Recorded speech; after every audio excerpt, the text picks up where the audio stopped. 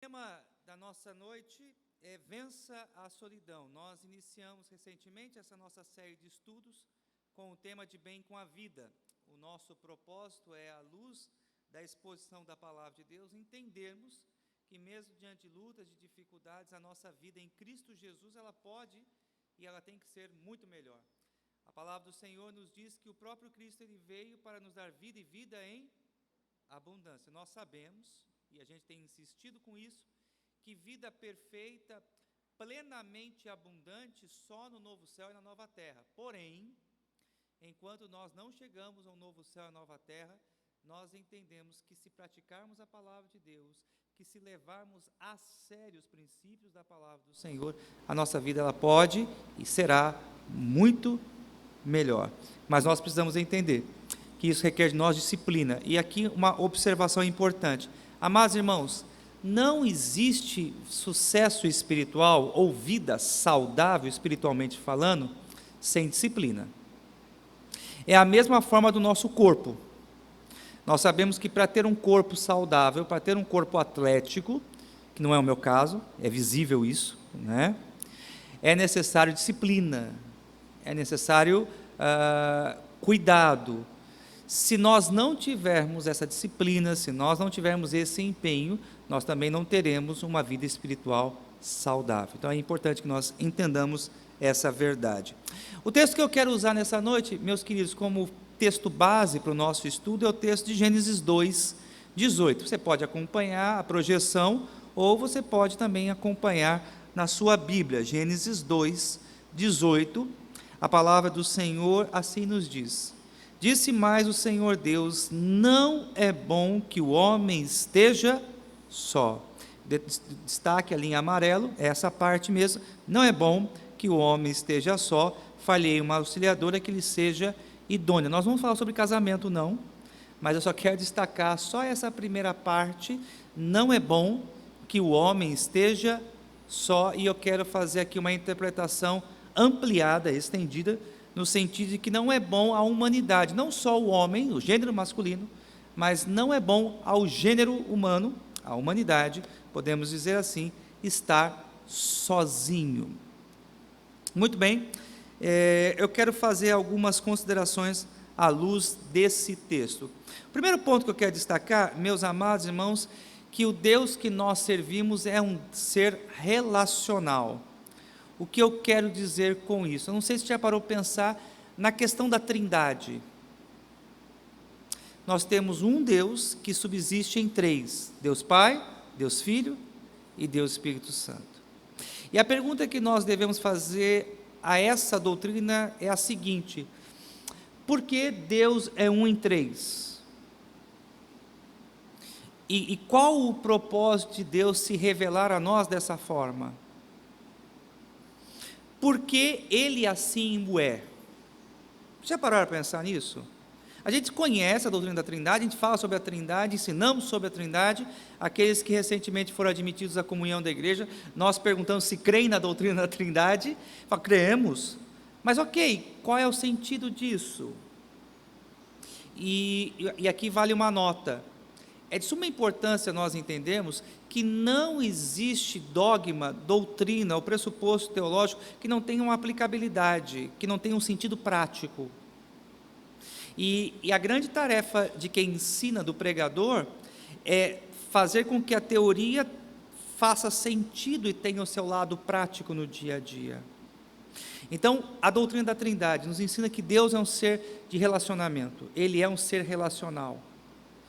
Deus sempre se relacionou com o seu Filho, Deus sempre se relacionou com o Espírito Santo. A Trindade ela vive de forma harmoniosa, e a gente vê a expressão da Trindade na criação do homem, quando a Trindade diz, façamos o homem à nossa imagem e semelhança, ou seja, quando Deus criou o homem, a sua imagem e semelhança, Deus fez o homem também como um ser de relacionamentos.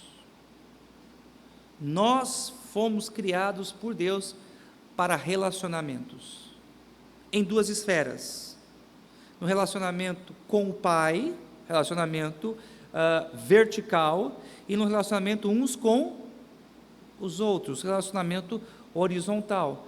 Mas é importante que todos nós entendamos que nós fomos criados para nos conectarmos com alguém. Fomos criados para vivermos em conexão.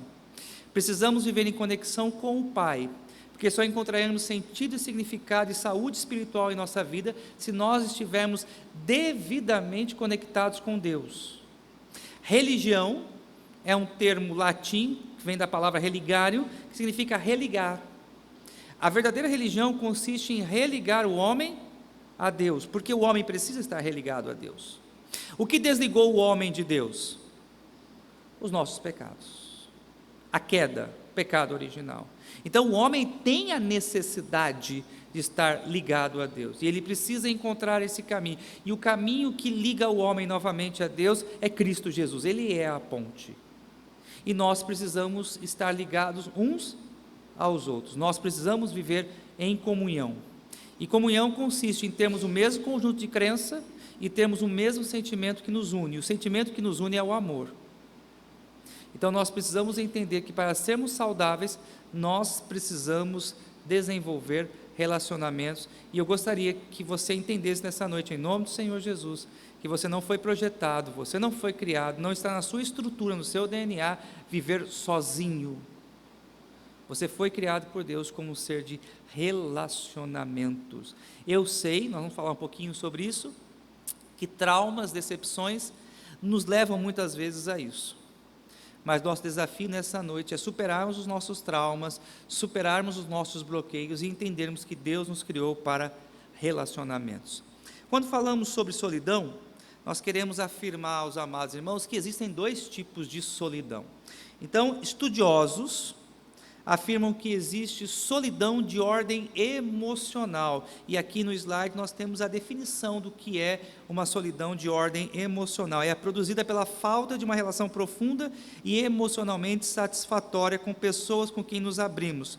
Por exemplo, a relação entre marido e mulher.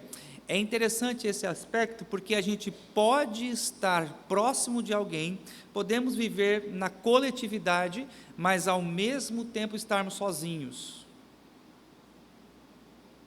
Vou repetir isso aqui. Podemos estar inseridos num contexto de coletividade, mas ao mesmo tempo estarmos sozinhos. Deixa eu rapidamente aqui compartilhar de uma experiência que eu tenho visto no ministério pastoral. Eu tenho conversado com alguns colegas pastores, e é interessante que o relato que eu tenho tido desses meus colegas é assim: olha, eu sou sozinho. E é interessante a gente pensar, né? Pensa em alguém que vive cercado de pessoas, não é, pastor? E hoje eu tenho vários colegas pastores que dizem: olha, eu estou sozinho. Irmãos, eu peço que vocês orem pelos pastores. Ore pelo seu pastor, mas ore pelos pastores no sentido geral. Não sei quantos vocês têm acompanhado, mas tem sido assim preocupante o número de pastores que cometeram suicídios. Só esse ano, pelo menos que me vem aqui rapidamente à memória, foram 5 pastores que cometeram suicídio. Pelo menos que me vem aqui à memória agora. E agora pensa em uma atividade em que a pessoa está cercada por pessoas, cuida de pessoas, se relaciona com pessoas, mas que muitas vezes emocionalmente ele está sozinho, ok? Só para eu compartilhar, para que vocês orem pelos pastores. E também nós temos a chamada solidão social. Oxi, agora e desligou, né?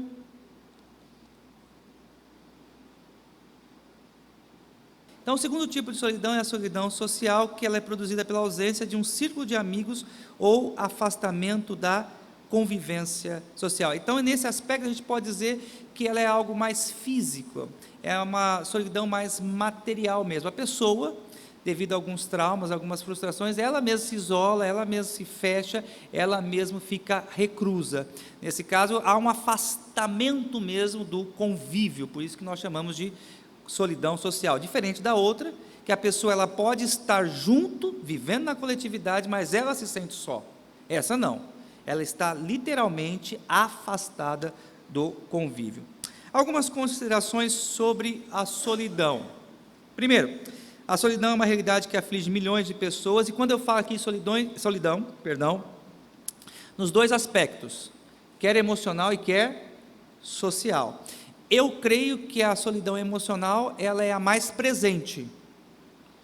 Então, quando nós falamos do termo solidão aqui, nós estamos falando dos dois aspectos. Então, a solidão, tanto emocional quanto a social, hoje aflige milhões de pessoas. 2, podemos sentir sozinhos, mesmo cercados por pessoas, já comentei isso. 3, a solidão pode sofrer variações de intensidade, ela pode ser breve, ou ela pode ser prolongada, ela pode ser extensa. Então, há momentos que podemos nos sentir sozinhos, mas rapidamente nós recuperamos a alegria no convívio com as pessoas, ou ela pode se estender um pouco mais. Isso é determinado, melhor dizendo, pelos traumas, pelos problemas que a gente enfrenta. Então, quando uma decepção ela é muito grande, isso pode produzir uma solidão emocional mais extensa, como também pode produzir uma solidão social, ou seja, não quero mais me relacionar com ninguém. Por trás de um desigrejado, sempre há um trauma. Desigrejados são aqueles que falam: eu não acredito mais em igreja, eu não convivo mais com as pessoas em igreja, eu prefiro ficar em casa acompanhando o culto pela internet, pelo menos eu não me frustro com ninguém. Então, como eu acabei de fazer esse apontamento aos amados irmãos, hoje, mais e mais cresce o número de pessoas desigrejadas, porque passaram por traumas, frustrações e decepções. E uma outra palavra também, irmãos, não se iludam com igrejas grandes, com mega igrejas. Às vezes a gente fica impressionado, né, com uma igreja de 1.000, 2.000, 3.000 pessoas, esse número muitas vezes pode até seduzir os nossos olhos, encantar as nossas vistas, mas o que eu quero dizer é que muitas vezes nessas megas igrejas, as pessoas elas entram e saem e não se conhecem. E uma tese que eu tenho insistido com a igreja, trabalhamos praticamente o ano todo falando sobre isso: não existe igreja sem relacionamento. A essência da igreja é o relacionamento com Deus e com os irmãos. Então a pessoa, nessas megas igrejas, ela vai, participa da celebração, ela entra e sai, e ninguém sabe para onde veio, nem de onde foi, e nem para onde está caminhando. O texto que eu estou usando, o material que eu estou usando, é desse livrinho aqui, chamado Solidão, uma doença psicológica, e eu achei bem interessante essa citação que eu encontrei na página 13, olha só o que diz, irmãos: sentir-se solitário é sentir-se desligado, a solidão é um indício de necessidade, todo mundo tem a necessidade de relações íntimas e sólidas, cada ser humano necessita de um certo grau de intimidade. A solidão não é a mesma coisa de estar só, a solidão é sentir-se só, a solidão é sentir-se só. Por que existem pessoas solitárias? Porque existem crentes solitários. Vamos aqui fazer alguns apontamentos. Primeiro, porque existem pessoas que têm dificuldades de fazer ou conservar amigos. Desconfie de quem diz assim: eu não tenho amigos. Não é saudável. Desconfie, eu não tenho nenhum amigo. Se uma pessoa diz não tem nenhum amigo, essa pessoa ela não é uma pessoa saudável. Até é interessante que criou-se um certo glamour, ou um certo status, quando alguém vem e se coloca diante do grupo socialmente e declara assim: olha, eu não tenho amigos, eu sou solitário, eu sou sozinho, e eu sou feliz assim. Não é conversa, como diz o mineiro, para boi dormir. Nós fomos criados para relacionamento. Ponto 2. Algumas pessoas são solitárias por falta de confiança em si mesmo e nos outros. 3. Algumas pessoas são solitárias por rejeição por parte de pessoas que nos circundam, que estão à nossa volta. Essa pessoa, ela se sente rejeitada, ela se sente desprezada e por isso então ela se afasta. Algumas pessoas se sentem solitárias porque mudaram de lugar, mudaram de residência e estão ainda em um processo de ambientação e nesse processo essas pessoas muitas vezes se sentem sozinhas e abandonadas. Algumas pessoas se sentem só por causa da morte de uma pessoa amada. Em algumas circunstâncias o luto produz isso, um afastamento social, a pessoa não quer ver ninguém, a pessoa não quer se encontrar com ninguém. Pessoas que passam pela experiência do luto sofrem com isso. 6. Um fim de um relacionamento, pessoas se sentem solitárias porque terminou um namoro, terminou um noivado, ou até mesmo um casamento, como é o caso do divórcio. 8. Por se sentir estranho em um lugar novo, por estar chegando a uma nova realidade, quer no trabalho, ou até mesmo dentro da igreja, a pessoa se sente ali um estranho, alguém fora do ninho, e por isso se sente solitário. E é interessante, assim, até aqueles que são de casa, muitas vezes quando passam um tempo fora e voltam, se sentem às vezes solitários. Mas eu estou meio deslocado aqui, não é mais como era antes, né? Então isso pode também acontecer, a pessoa se sentir solitária. A pessoa estar aposentada, então também pessoas se sentem solitárias quando entram na fase da vida que estão aposentadas. Pessoas também podem se sentir solitárias por problemas de relacionamento com os pais, isso vem de um trauma. Então, a dificuldade de relacionamento com os pais faz com que a pessoa tenha dificuldade também em construir relacionamentos conjugais, relacionamentos com outras pessoas, e por causa disso a pessoa adota uma postura de ser solitário. 11. O afastamento de Deus. Então, pessoas que se afastam de Deus também se afastam dos outros. Guarde essa frase. E se você quiser citá-la, usá-la como para falar aí para frente, pode citar, não precisa citar a fonte não, pode usá-la, mas quem se afasta de Deus se afasta do próximo. É muito interessante isso. O afastamento do próximo é um sinal que a pessoa está afastada também de Deus. Remédios para a solidão. Então vamos tratar agora, fizemos o diagnóstico, apontamos aqui algumas causas que levam as pessoas a se sentirem sozinhas e como a gente pode obter a cura para a solidão, como nós podemos então restabelecer ou termos relacionamentos saudáveis. O primeiro passo importante é termos intimidade com Deus, intimidade com Deus. O Salmo 16:11 diz o seguinte: Tu me farás ver os caminhos da vida, na tua presença a plenitude de alegria, na tua destra delícias perpetuamente. Olha essa expressão, irmãos, na tua presença a plenitude de alegria. Quando nós estamos bem conectados com Deus, quando nós estamos centrados no Senhor, nós encontramos plenitude de alegria. Quem tem o Senhor tem tudo. Quem tem o Senhor, né, Guilherme, como nós acabamos de cantar, pode dizer, né, esta paz que sinto em minha alma, não é porque tudo me vai bem, esta paz que eu sinto em minha alma é porque eu louvo ao meu, porque eu estou conectado com Deus. Então eu posso ser feliz, eu posso ter uma vida muito melhor, a despeito das circunstâncias. E talvez eu fale algo aqui que lhe choque. Independente da circunstância, nós temos em Cristo Jesus todos os motivos para sermos felizes. Você já parou para pensar nisso? Deixa eu fundamentar isso à luz de uma passagem da Bíblia. Lembremos a experiência de Paulo e Silas. Estavam eles o quê? Presos, E a gente sabe o final da história, que o final da história foi feliz, ok? Que eles estavam louvando, abriu a cadeia, eles saíram.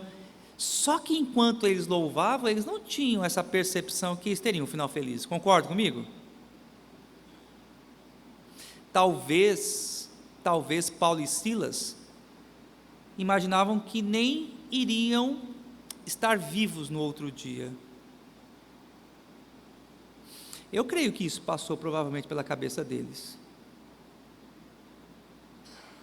Mas mesmo sabendo que eram talvez os últimos momentos, os últimos minutos ou horas ali de vida, eles faziam o quê? Louvavam ao Senhor. Agora vamos nos colocar aqui no lugar? Tente se transportar para essa realidade, se coloque ali numa cadeia, não sabendo que você vai ter o amanhã. Pense aqui, o que você faria? Você seria capaz de cantar louvores ao Senhor? Percebem, encontrar sentido no texto? Na tua presença, a plenitude de... Só quem está conectado mesmo a Deus, pode em toda e qualquer circunstância, cantar louvores ao Senhor. Salmo 16, 14, falando ainda sobre a intimidade com Deus, que é o remédio para vencermos a solidão, a palavra do Senhor assim nos diz: a intimidade do Senhor é para os que o temem, os quais Ele dará a conhecer a sua aliança. E a grande pergunta é: como buscar intimidade com o Senhor? Como eu posso construir essa intimidade com Deus? Então, primeira questão importante é a santificação. Leve muito a sério essa questão. Eu sei que vocês já estão cansados de ouvir isso. Talvez esse seja um dos temas mais recorrentes que a gente ouve na igreja, que a gente ouve nas pregações. Mas vamos lá. Ponto importante aqui: o que nos separa de Deus? Não são os nossos pecados? Então nós precisamos entender que se só existe vida quando eu estou conectado com Deus, eu preciso remover da minha vida tudo aquilo que me afasta de Deus. Então, se o pecado me afasta de Deus, eu preciso combater o pecado. Se o pecado me distancia de Deus, eu preciso caminhar em santidade e retidão, andar na luz, porque Deus está na luz. Vamos lá, aqui eu quero apresentar a vocês, se você puder, anote aí algumas sugestões para que você possa viver em santidade. Primeiro, ore ao Senhor pedindo sensibilidade para você identificar quais são os seus pecados. Lembremos da oração de Davi: Senhor, sonda o meu coração e vê se há em mim algum caminho mau. E vamos parar aqui para refletir um pouquinho. O quanto das suas orações você tem gasto tempo pedindo ao Senhor que aponte os seus pecados? Não é muito comum nós exercitarmos a oração de contrição. Não é uma prática muito frequente. Eu sei que também não é nem muito frequente a gente ter um tempo maior de oração nos dias de hoje, né? Mas eu gostaria, em nome do Senhor Jesus, que pudéssemos todos nós sairmos daqui nessa noite com esse compromisso.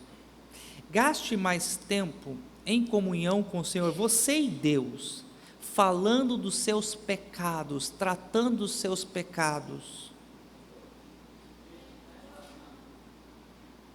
Depois eu vejo a referência direitinho. Então eu peço perdão, eu devo ter confundido aqui a referência. 25:14, obrigado, deixa eu já corrigir aqui. Obrigado, Carla. Eu já corrijo, porque depois alguém pode querer o slide e já vai corrigido. Não sei de onde eu arrumei esse 16. Às vezes a gente confia na memória e a memória nos trai. Falando sobre a questão da santificação. Me perdi agora.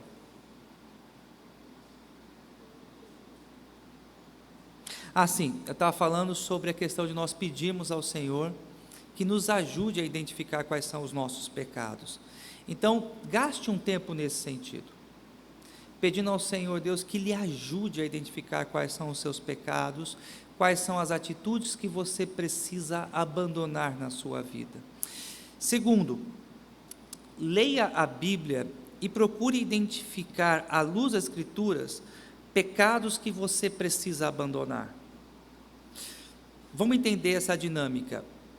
Quanto mais próximo da luz, e a Bíblia ela é a luz, lâmpada para os meus pés é a tua palavra e luz para os meus caminhos. Então, à medida em que eu vou conhecendo mais das Escrituras, a Bíblia ela vai iluminando o meu coração, ela vai iluminando a minha vida, e à medida em que a Bíblia vai iluminando, expondo os meus pecados, fica mais fácil a identificação destes e o tratamento dos meus pecados. Quando Paulo fala que ele se sente o maior de todos os pecadores, Paulo não está exagerando. Esse era um texto que eu confesso a vocês que me incomodava. Fala, não, como é que Paulo fala que ele era o maior de todos os pecadores? Paulo aqui está exagerando, né? Paulo está forçando a amizade. Ninguém trabalhou tanto para Cristo, ninguém falou tanto do Evangelho, ninguém correu tanto risco de vida quanto Paulo, e ele fala que ele se sentia o maior de todos os pecadores. Aí eu falo assim, se Paulo então se sentia assim, imagina eu. Você já teve essa experiência com esse texto? Mas vamos entender por que Paulo se sentia assim tão pecador. Por causa do conhecimento que ele tinha da verdade. Quanto mais nós conhecemos a verdade, mais claros e nítidos são os nossos pecados.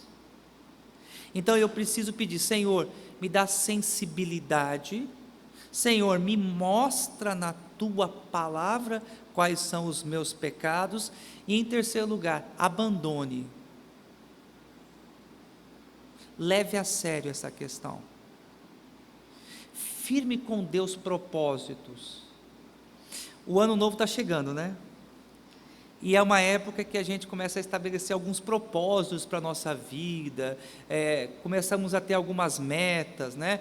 Esse ano eu quero estudar mais, eu quero ver se eu entro em uma faculdade, esse ano eu quero ver se eu ajunto dinheiro para comprar um carro. A gente começa a estabelecer uma série de metas para a nossa vida, né?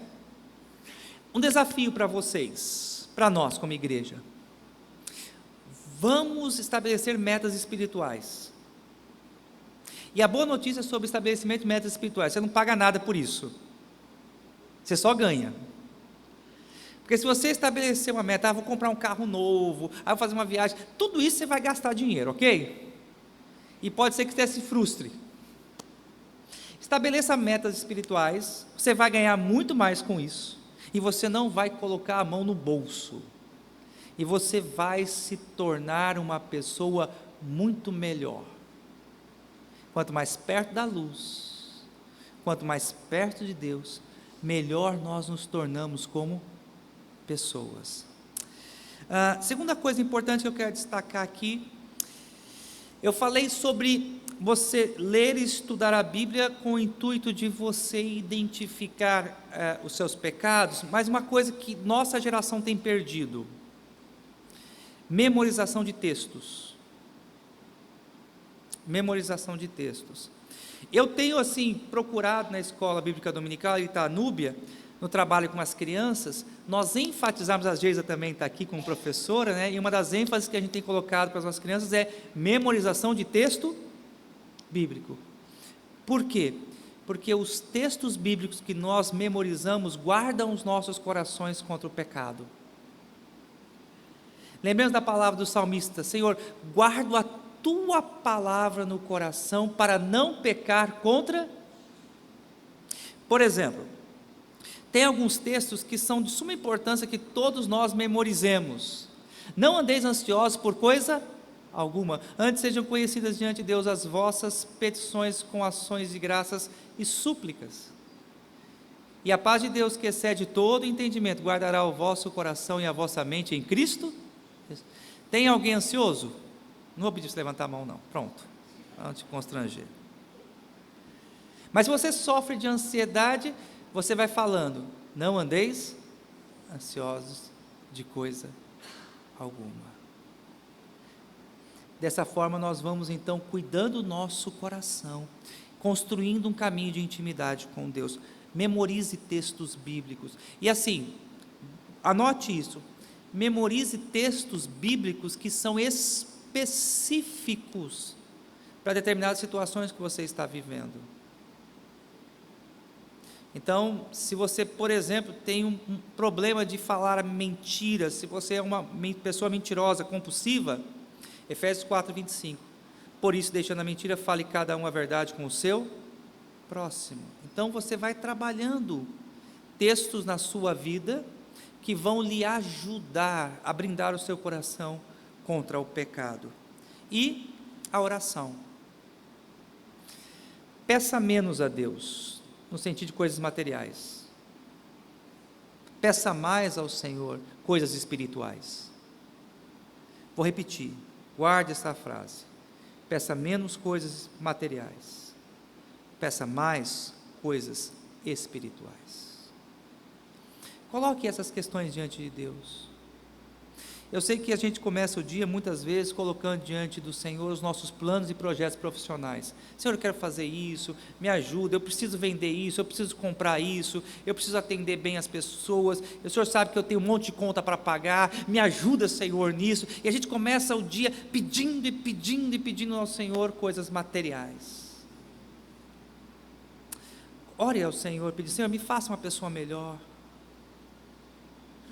Se o seu problema é irascividade, Senhor, tira a ira do meu coração, me dê domínio próprio, ajuda, Senhor, a controlar os meus impulsos. Eu quero até abrir meu coração com os irmãos, eu tenho orado nesse sentido também, pedindo ao Senhor Deus que me ajude quanto a essa questão, que o Senhor trabalhe no meu coração. Então a gente precisa, meus amados irmãos, identificar quais são os nossos pecados, identificar quais são as nossas falhas e colocar diante de Deus. Eu até descobri o nome de um pecado meu, não um pecado, algo que eu preciso tratar. Eu tenho orado ao Senhor, pedindo que o Senhor Deus me dê resiliência. Já ouviram falar sobre isso? Resiliência, que significa a capacidade de não perder o controle diante das adversidades. Senhor, eu preciso dessa virtude, porque quando eu estou sob pressão, às vezes eu perco a paciência, e eu tenho orado e pedido ao Senhor Deus que me dê essa virtude.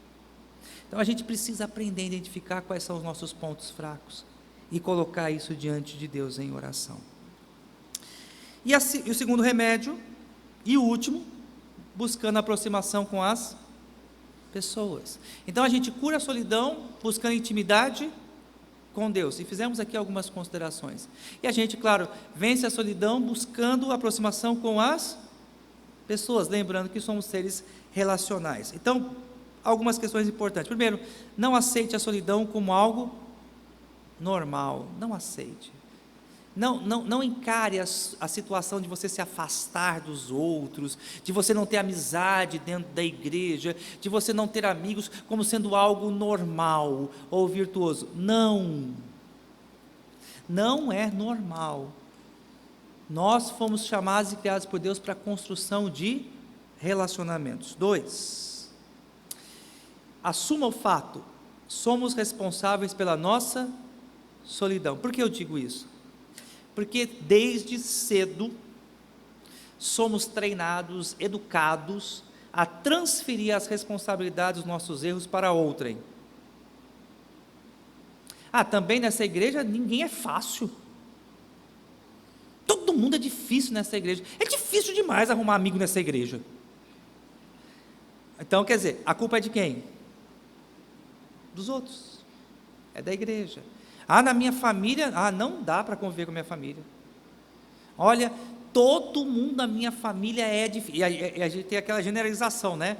Todo mundo é difícil. Quer saber de uma coisa? Olha, coisa bem de crente, né? Para não arrumar mais problema, para não envergonhar mais a Deus, eu não quero mais saber de ninguém da minha família. Já viu frase assim? A grande questão é, será que o problema está nos outros ou está em nós?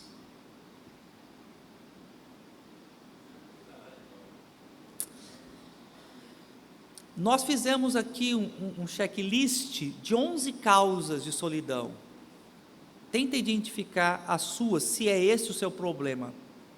Pode ser que não seja esse o seu problema, eu espero que não seja esse o seu problema. Mas se não é esse o seu problema, uma boa notícia para você. Você aprendeu e você vai fazer o que com o que você aprendeu? Ensinar aos outros, ajudar aos outros. Se não é esse o seu problema, Senhor, muito obrigado, feliz da vida, porque não é esse o meu problema, mas aí você sai daqui com um desafio: Senhor, me ajude a ajudar outras pessoas que vivem esse problema. Então, olha só, algo bem interessante sobre igreja. Nem tudo que a gente aprende, diretamente a gente aplica a nós. Tem coisas que a gente aprende que nós vamos ser canais de bênção para a vida de outras pessoas. A gente aprende para ensinar, a gente aprende para transmitir. Então talvez essa seja uma lição que se encaixe nesse contexto para você. 4, devemos traçar um plano específico para vencermos não a solução, a solidão. Depois eu vou corrigir aqui. Então nós temos que estabelecer um plano específico, se esse é o nosso problema, para nós vencermos a nossa solidão. Se o problema a solidão social, eu me afastar das pessoas, eu preciso dar alguns passos para me aproximar dos outros, vencer essas barreiras, mas eu preciso estabelecer um plano, eu preciso tomar uma iniciativa de sair desse estado de solidão. E 5, ore pedindo ao Senhor forças para superar esse estado, sabendo que a gente não vence isso sozinho, que a gente não supera a solidão sozinho, que a gente precisa da graça de Deus, precisamos do Senhor ao nosso lado, para que nós venhamos a desenvolver relacionamentos saudáveis. Amém, irmãos? Perguntas? Alguém quer fazer alguma pergunta? Algo que não ficou claro? Não? Ótimo, então vamos ficar em pé, vamos orar.